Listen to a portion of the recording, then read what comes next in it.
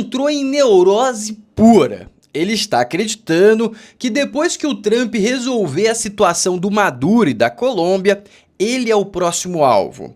E pelos boatos que ele escutou e pela lógica também, o Trump começa a ficar mais ansioso. Como assim? Ele não tá com tanta paciência mais para esperar uma resolução tão pacífica na Venezuela. Por quê, Floriano? Porque agora acabou de chegar o maior porta-aviões do mundo, dos Estados Unidos, aqui no Caribe. E tem um pequeno detalhe: você operacionalizar e deixar esse porta-aviões ativos e aqui, isso gera um gasto muito grande. Mas você pode argumentar para mim, mas Floriano, ele não estava ativo em outro lugar? Estava ativo. Só que esse outro lugar, se eu não me engano, é entre ali a África e a Europa. E de ponto de vista estratégico, ele precisa ter um porta-aviões, ou seja, os Estados Unidos vai começar a ser pressionado pelos países e por aquela região para voltar a ter um porta-aviões ali. Então, se por acaso o Trump quiser deixar esse porta-aviões aqui no Caribe por muito tempo, ele vai ter que ativar outro porta-aviões, que os Estados Unidos tem mais porta-aviões, só que eles ficam lá nos Estados Unidos meio que parados assim, porque é muito caro você tornar operacional, ou seja, tem que colocar muito fuzileiro, você tem que colocar muito equipamento, é muito caro o combustível e tudo mais, ou seja, você deixa parado e vai ativar quando a chapa esquentar. Mas você tem algumas regiões do mundo que para você manter o seu efeito de dissuasão, ou seja, manter o seu poder, você tem que ter base e você tem que ter porta-aviões. No caso, essa região ali entre a África e a Europa que estava esse. Ou seja, se demorar muito tempo aqui, ele vai ter que ativar um novo. E a gente está falando na ordem de bilhão para você ativar um novo porta-aviões, para você operacionalizar ele, é muito caro. Para você ficar fazendo um porta-aviões, vir para cá, ir para lá, também é muito caro. E eu vou reforçar, é na casa do bilhão. Ou seja, tudo indica que agora na cabeça do Trump tá tic-tac, tic-tac, porque cada minuto que ele demora é mais dinheiro que ele perde. E cada minuto que demora também, esses países vão começar a pressionar ele e a situação começa a ficar desconfortável. E também pode começar a pressão no próprio Estados Unidos se essa guerra ou essa tensão entre Venezuela e esse exército que ele colocou ali dos navios continuar por muito tempo, porque o americano não quer guerra longa, ele não quer uma guerra fria, mesmo que seja contra a Venezuela. Ou seja, tudo indica que nos próximos 30 dias essa situação vai estar resolvida.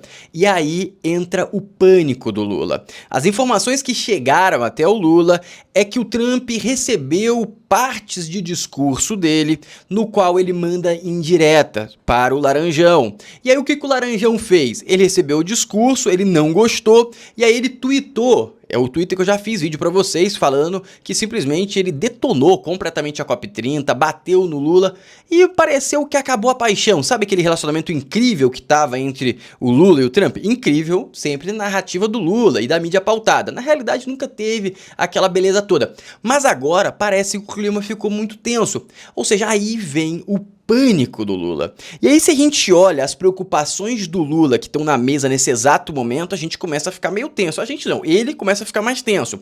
Vamos lá, ele tem PL ali da antifacção passando por cima dele, ele não vai conseguir ancorar essa bandeira. A criminalidade entrou em pauta e ele tá mais associado ao antagônico disso, ou seja, perda de voto. Ele também tem essa preocupação internacional. A COP está sendo um fracasso.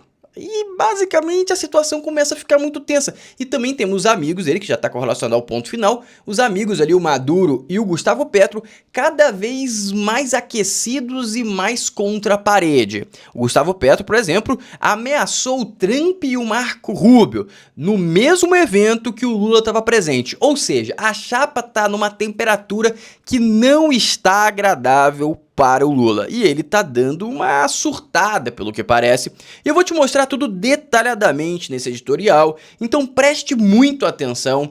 Primeiro ponto, curte o vídeo. Segundo ponto, se inscreva no canal. Terceiro ponto, ative o sininho. E não se esqueça, vou reforçar mais uma vez, compre dólar, aproveite para fazer a sua reserva. E presta atenção, eu não tô falando para você comprar dólar. Ah, você tá falando comprar dólar porque vai subir. Não, eu tô falando para você comprar dólar para você ter opção no futuro. Historicamente, o dólar subiu de forma demasiada, olha só. Lá em 4 de setembro de 1998, estava 1,18. Lá em 2007 estava 1,70. 2008, 1,70. Agora está 5,27. Então, historicamente, você tende a ganhar dinheiro, mas não é esse o objetivo no meu ponto de vista. O meu objetivo aqui é você comprar segurança, é você comprar paz de espírito caso algo aconteça. E caso você não saiba investir em dólar, eu tenho o meu e-book que eu lancei aqui, que eu te ensino a investir desde você pegar o real, transformar para dólar da melhor forma possível e depois transformar esses dólares em investimentos que vão rentabilizar em dólar. Ou seja, você não vai deixar seus dólares embaixo do colchão, você vai ganhar em dólar. Então, se você quer aprender a fazer isso, adquira o meu e-book, está apenas R$ 49,90, você vai receber o e-book através dessa plataforma aqui, você vai ter acesso, e eu vou adicionar aulas, mas tem um asterisco. Esse preço só vai continuar sendo R$ 49,90 até antes de eu adicionar as aulas. Então, provavelmente na semana que vem eu já devo adicionar as aulas, ou seja, você só tem essa semana para você comprar por apenas R$ 49,90. Então não perca essa oportunidade. E agora vamos começar com o pé direito. Presta bastante atenção nisso aqui que eu vou mostrar para você, tá? Basicamente, é uma entrevista com Cláudio Castro, governador do Rio. E basicamente você vai conseguir compreender de forma muito clara por que o Lula vai se ferrar em 26 em relação à criminalidade. Presta atenção nessa pergunta magnífica que introduz esse show magnífico pra gente, o show de horrores pro Lula. Presta atenção. Uma semana já dessa grande operação que provocou esse impacto todo no Brasil. Como é que foi a sua primeira conversa com o presidente Lula depois dessa operação? Bate, não foi ainda, né? Não foi como? Ele não ligou ainda. Ele não ligou? Não ligou. Não por telefone, nem e-mail, nem telegrama, nada? Não, o presidente Lula não. Quem falou comigo foi o ministro da Justiça, foi o ministro da Casa Civil e a ministra Gleisi, foram os três que falaram. Alguns tentaram falar bobagem, mas a gente não responde.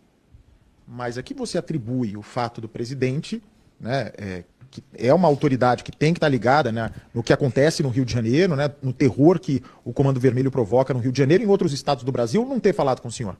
Eu vou responder essa e você vai ver a resposta dele também. A minha resposta é porque o Lula, ele tá muito triste com as vítimas.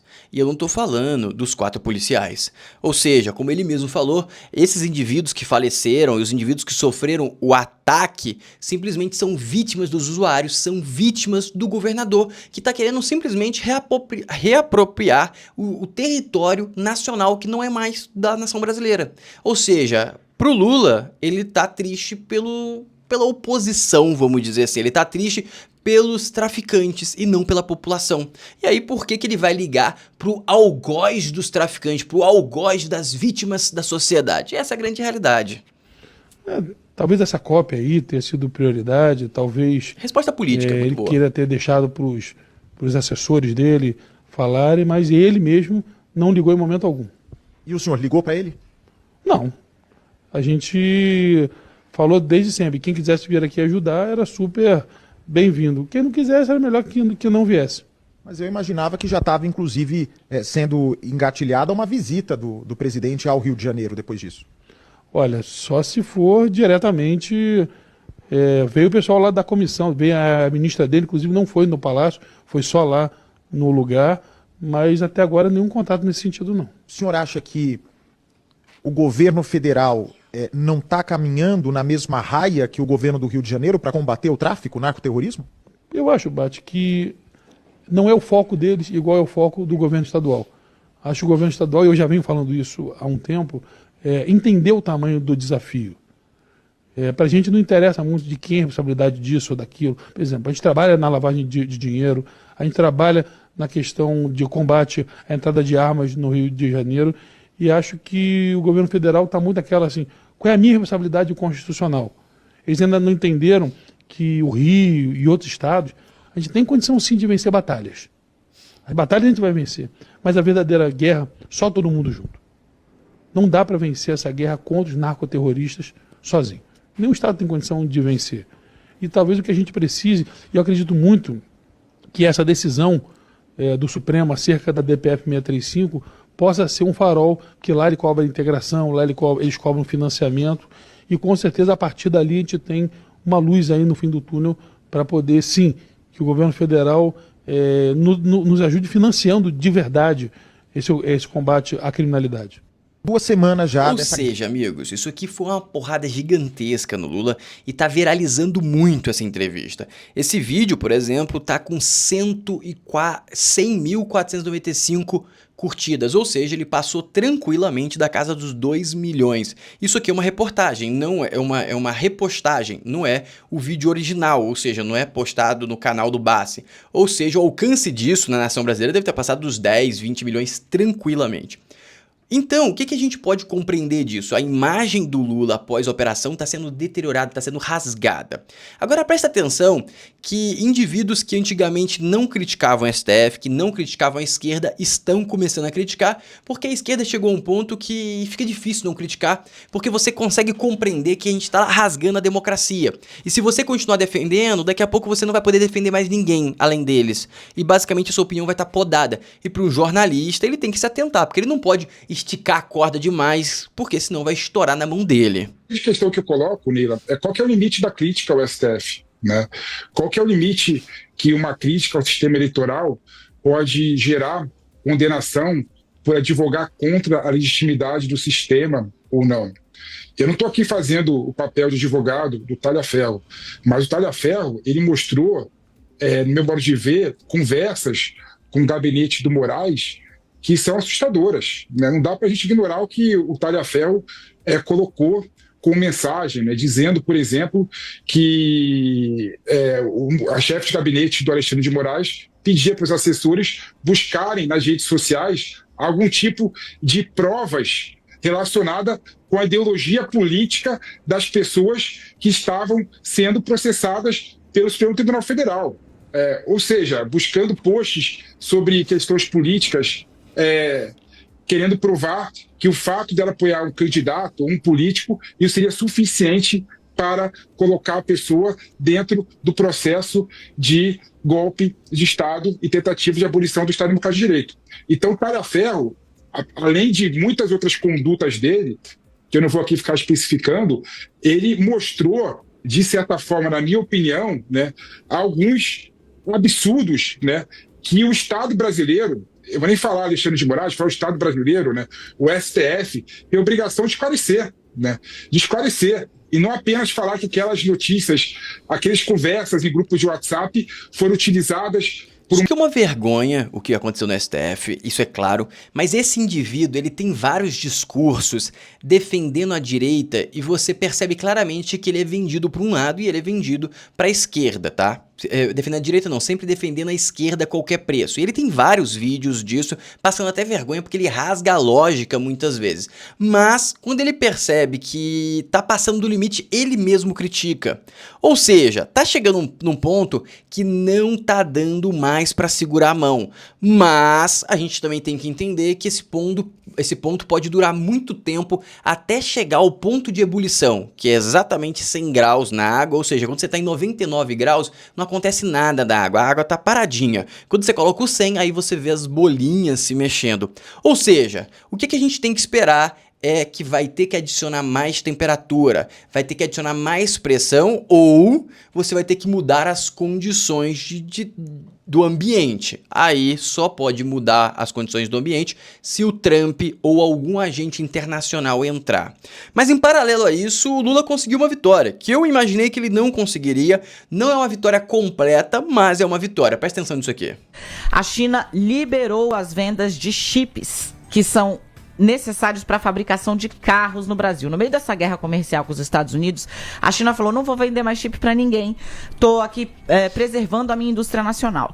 A informação é que na sexta-feira, representantes do governo chinês começaram a avisar as montadoras de carro aqui no Brasil que quem tem fábrica ou trabalhadores na China vai passar a receber sim os chips. Com isso, informou o presidente da Anfávia, Igor Calvé, o risco de paralisação das montadoras no Brasil caiu bastante. Sim, havia... Ou seja, é uma grande vitória do governo Lula, a gente tem que aceitar. Só que como não gerou muita repercussão a possível parada, também não vai gerar muita repercussão e muito ganho de capital político com essa não parada, tá? Se tivesse parado e retomado por causa do Lula, ele teria ganhado mais. Mas, obviamente, que ele não quis tomar esse risco, ou seja, não deixou parar. Mas me surpreendeu a China topar fazer isso, porque ela teria aí, basicamente, nos próximos meses, um monopólio da produção de carro, já que a Europa está sofrendo muito e deve parar por causa das sanções. Enquanto isso, preste atenção nisso aqui, ó. Na cabeça de alguns, são essas pessoas que vão salvar o Brasil. Meus queridos, tipo, se alguém realmente acredita nisso, ele tá muito pior do que a gente, né? Olha os heróis da nação da esquerda. Pessoal. Eles nem ri porque eles sabem que o negócio tá preto, a situação tá complicada.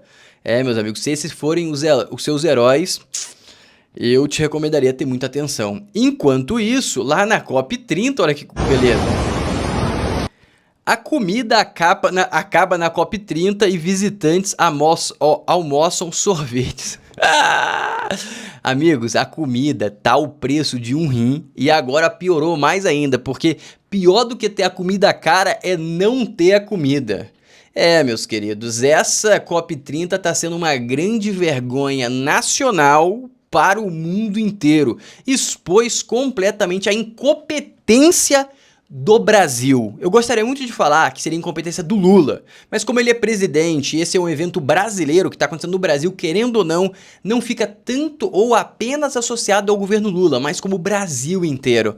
Ou seja, tá queimando o nosso filme fora do país, infelizmente. Enquanto isso, preste atenção nessa informação. A única facção criminosa está dominando Belém, a capital do Pará e sede da COP30. É o Comando Vermelho, que surgiu no Rio de Janeiro, a mais de 2.000 quilômetros dali. Entre os municípios paraenses com grupos criminosos estabelecidos, a maioria tem predomínio do CV, segundo um estudo recente. Além de Belém, a facção está em cidades da região metropolitana como Ananindeua e Barcarena. Eu conversei com 2 moradores da região de Belém que não quiseram se identificar. Eles contaram que a facção impõe taxas para comerciantes, proíbe brigas entre vizinhos e roubos. Existem os mandamentos deles, que são os mesmos mandamentos que existem no Rio de Janeiro, e que também estão nas prisões. Ou seja, esse território é de quem? É da nação brasileira? Obviamente não. Eles estão cobrando imposto, eles estão estipulando as leis, logo, eles são os imperadores, eles são os donos. Eles são mais relevantes do que a federação. Logo, o Brasil está virando um narco-estado. É um estado que é comandado por narcoterroristas. Vulgo narcotraficantes. É uma grande vergonha. E agora eu vou te mostrar esse trecho aqui que eu achei sensacional sobre a mega operação. Presta atenção nisso aqui, ó. Pois é, essa operação, como a gente falou, né, como eu falei, resultou em 121 mortes. Eu queria saber se o senhor continua sustentando que todas elas eram inevitáveis por se tratar de um confronto em território aberto. A região do Complexo da Penha e do Alemão são 2 Copacabanas de total desordem urbana.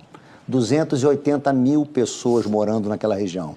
Então, desenvolver uma operação naquela localidade tem uma complexidade muito grande. A ideia e a missão, ou a premissa de todo o planejamento é salvar vidas.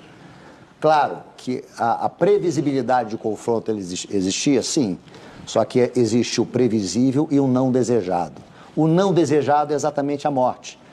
Tanto que 99 criminosos se entregaram e foram poupados.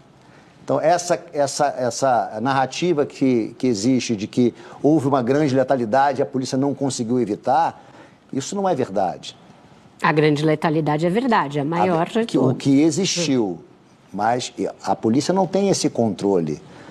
A letalidade, a morte do criminoso é uma opção que ele fez em enfrentar o Estado. E o Estado tem que ser forte. Naquele momento, o monopólio da força é do Estado, não do criminoso. O que eles faziam e fazem com essa comunidade, com essa população que é subjugada, colocando barricadas... É muito bizarro como o jornalista raiz, ele tem um lado e ele tem um lado claro, como essa moça, por exemplo. Mas as respostas do secretário de Segurança Pública do Rio foram perfeitas, tá? Foram perfeitas, foi muito bem elaborado, muito bem colocado, tá de parabéns. Agora vamos para a grande guerra que está acontecendo no Brasil nesse exato momento. A PL antifacção. Presta atenção.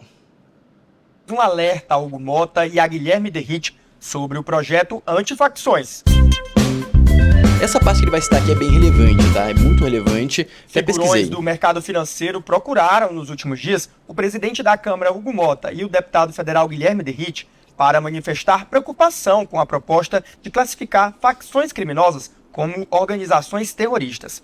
Nessas conversas, esses integrantes do mercado financeiro alertaram Mota e Derrite, que é o relator do PL Antifacções, de que classificar essas organizações criminosas como terroristas pode afastar o capital estrangeiro do Brasil. O motivo seria que muitos fundos de investimento e empresas multinacionais têm regras internas que proíbem investimentos em países que abrigam terroristas. O alerta do mercado financeiro já chegou também à equipe econômica do governo Lula, que é contra essa equiparação. O temor no governo é de que a fuga de capital externo prejudique o rating. Eu pesquisei sobre a relevância disso, seria muito capital, seria muitos fundos, se as condições se aplicam desse jeito. Eu acho que isso aqui é balela, tá? Por que que eu acho? Eu pesquisei, eu não consegui pegar dados concretos, mas, por exemplo, o México. O México caracterizou lá, tem outros países que caracterizaram e tem um mercado financeiro normal, não tá bloqueado, não é sancionado nem nada. Ou seja, eu acho que isso aqui é balela, é conversa pra boi dormir, tá? É conversa pra boi dormir. Dito isso, agora presta atenção nas falas da Sadi, na mesma linha. PL Antifacção. E muita confusão ontem, a base do governo reclamando. O Derrite foi conversar com autoridades, foi conversar com o Hugo Mota e também com gente do governo. À noite eu conversei com o Derrite, ele me procurou para dizer que ele ia fazer ajustes no texto, principalmente em relação a essa parte da PF, porque ele não queria... já achei que o Walter estivesse aqui. Ele não queria confusão. Disse para mim que não queria nenhum tipo... Estava preocupado com narrativas que estavam sendo criadas. Aí veio essa história toda, essa articulação.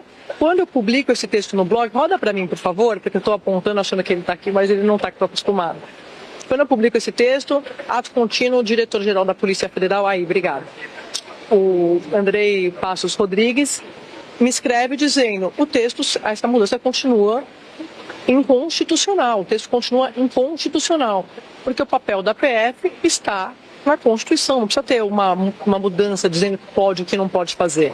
Então, por isso que eu disse que a confusão está posta, essa crise está contratada. Entenda que existe duas narrativas, eu vou te apresentar as duas narrativas. Essa aqui é da mídia pautada, da Globo e da esquerda. Eu vou te mostrar a narrativa da direita e vou dar minha conclusão.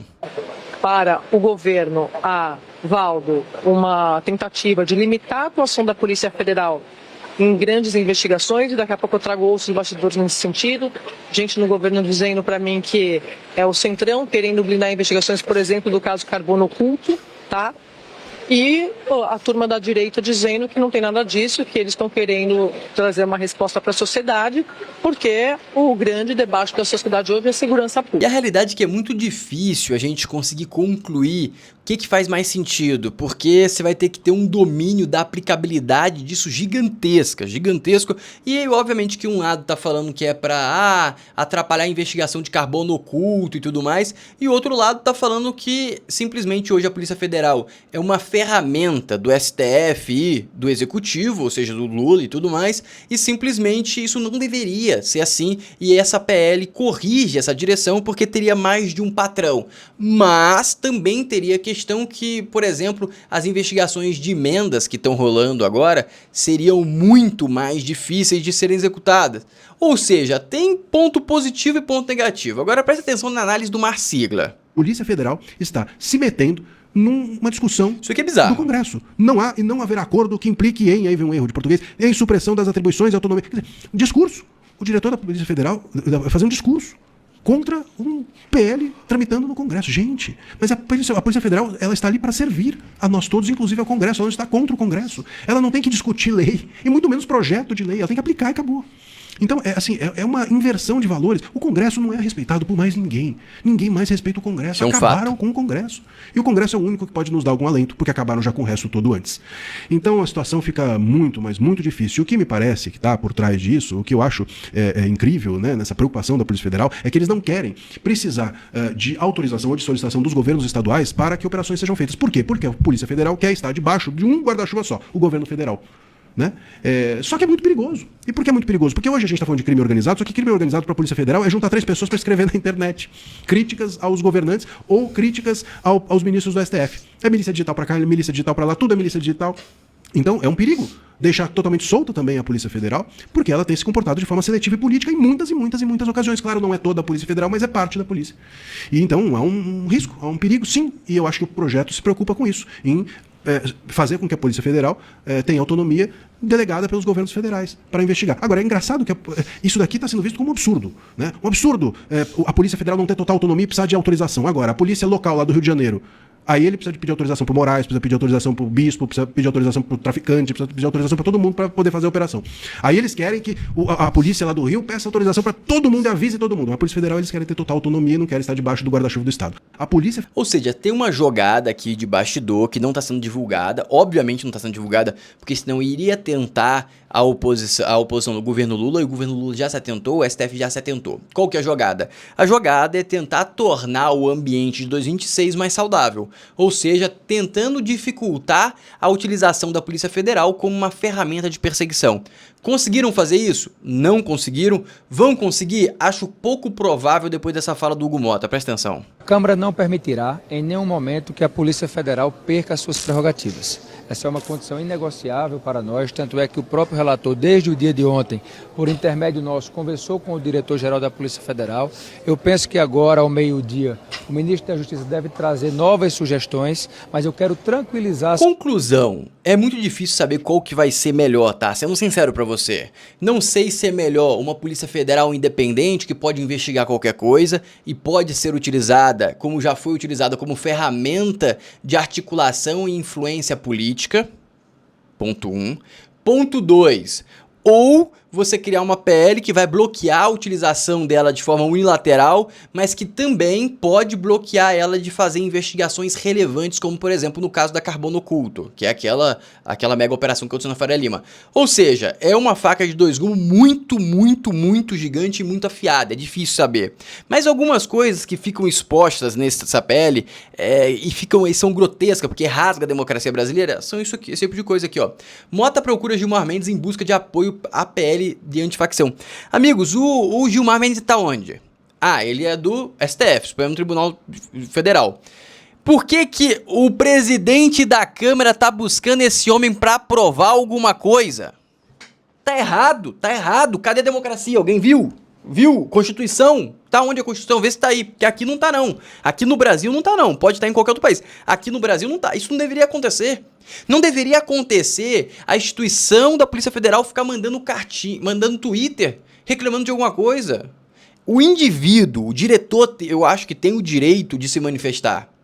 Mas a instituição, em nome da instituição, não pode, entende? Eles podem racionar até o STF para questionar e tudo mais, mas o indivíduo não a instituição. Ou seja, tá indo pro beleléu. Dito isso, agora presta atenção na noia do nosso querido Lula. Presta atenção nessas colocações do Marsigla. O ponto aqui não é conceitual, né? Conceitualmente não tem discussão. O Lewandowski, ele vem com um papinho furado, né, de que existe a necessidade de que grupos terroristas tenham uma ideologia, e isso é uma clara tolice, porque o Comando Vermelho nasceu de uma ideologia, né, da junção de presos comuns com presos políticos à época ainda da ditadura militar e no pós-ditadura.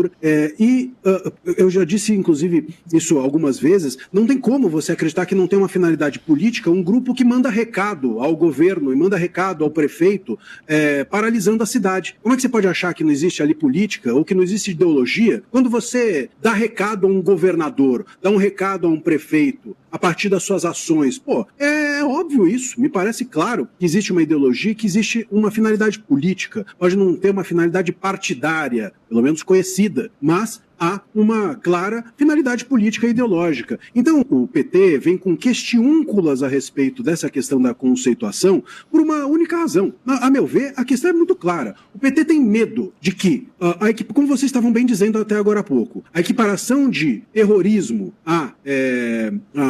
ao que está a essas facções, né, a possibilidade de chamar essas facções de terroristas abre espaço para uma guerra ou um combate transnacional, ou seja, a possibilidade de que outros países entrem ou queiram cooperar com o Brasil no combate a esses grupos terroristas. E o PT tem medo de ser combatido. Essa é que é a verdade. O PT tem medo de virar o combatido dessa história. Porque se você olhar para a Venezuela, apoiada pelo governo Lula, é o que aconteceu. O Lula tem receio de amanhã ser o próximo Maduro da lista, né? Já aconteceu aí do Moraes entrar na Magnitsky, o que custa para o Lula entrar numa lista aí como o Maduro, né? A gente tem, inclusive, a possibilidade de que daqui a pouco o Carvajal e outros mais denunciem, inclusive, relações financeiras entre Venezuela e Brasil. Isso está na boca de acontecer. Esse é o grande medo, me parece, do governo, né? De que essas interferências externas que eles tanto temem possam fazer com que o próprio governo seja, de alguma forma, encarado como ou negligente, ou omisso, ou pelo menos coopere. Porque, veja, se o Brasil, ou se o governo brasileiro... participante ou integrante. Coopera, e sem dúvida alguma coopera, com a Venezuela, e a Venezuela é entendida como um país que está debaixo de um narco-estado, que está debaixo de um narco-governante, e o Brasil está aliado a essa pessoa, sabe-se lá de quantas formas mais, pelo governo Lula, amanhã é batata. Haver algum tipo de link, ligação, que permita estender aquilo que se pensa do Maduro ao Lula. Me parece que é esse o grande receio. O receio é com a própria pele. Não tem nada de conceitual. Aqui o que o Lula e o governo petista parece quererem é salvar a própria pele.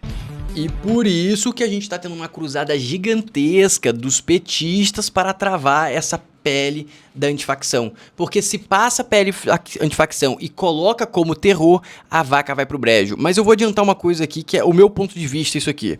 Em 26 vai vir muita investigação. Em 26 o Trump vai soltar os dossiês que ele tem do ministro do STF e do Lula. Se não soltar o do Lula no Salão Oval em dezembro, que teoricamente o Lula já falou que vai. Se o Trump vai aceitar ou não, a gente vai descobrir. Mas eu acho que ele vai aceitar porque ele vai querer humilhar o presidente brasileiro que encheu tanto o saco dele em vários pontos criticando, humilhar ele em rede mundial. Eu acho que seria muito prazeroso, tanto para o Trump quanto para todos os participantes da sociedade brasileira.